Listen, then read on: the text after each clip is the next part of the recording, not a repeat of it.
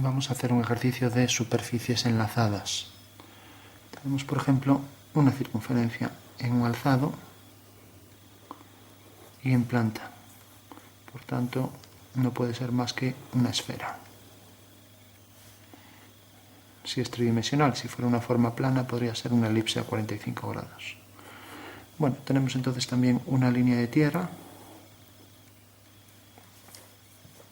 y vamos a cortar la esfera, por ejemplo, por un plano, por ejemplo, por aquí, y hacer aquí una curva discontinua y aquí otra, de manera que baja mediante verticales y llega, vamos a poner, por ejemplo, también enlazada por la parte inferior hasta el centro.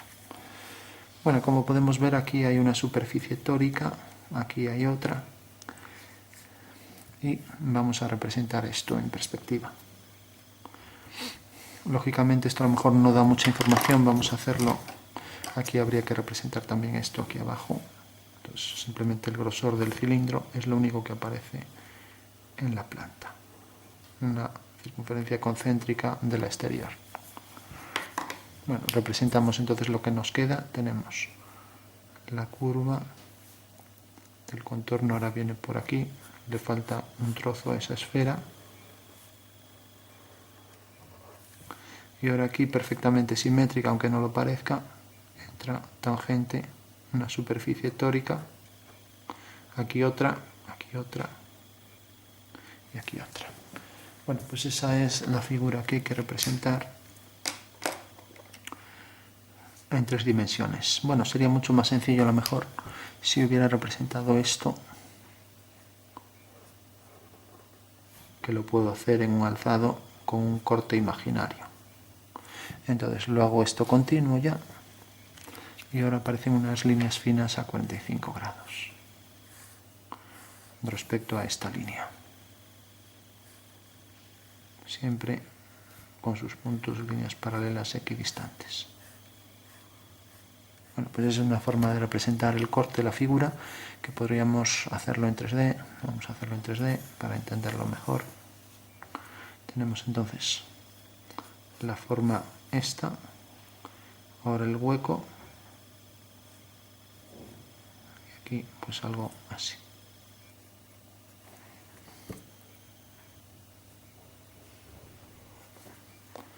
Y aquí podemos hacer un entrante así. Bueno, para entender mejor eso, vamos a darle un poco de sombras.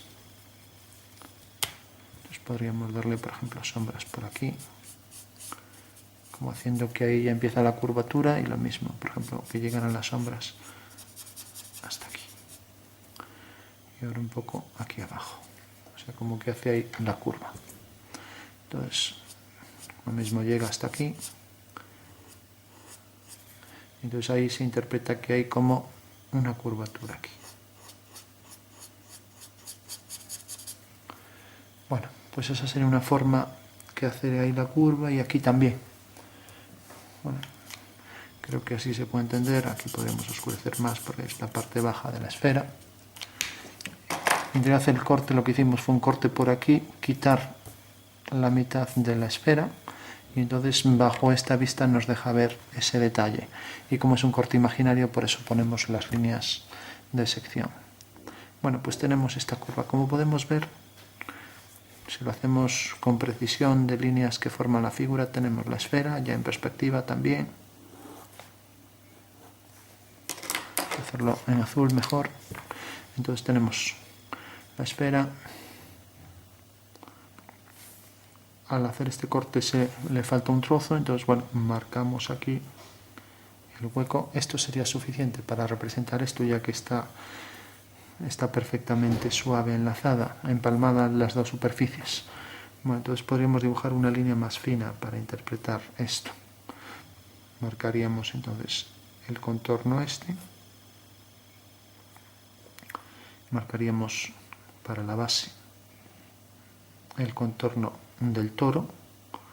Luego, si queremos con una línea fina, como es tangente no existe, pero para marcar que por ahí viene un cilindro y luego empieza el trozo de toro, y luego para indicar que abajo es plano, pues ahora se podría marcar otra línea que tampoco existe, otra curva, que corresponde también en perspectiva a una elipse.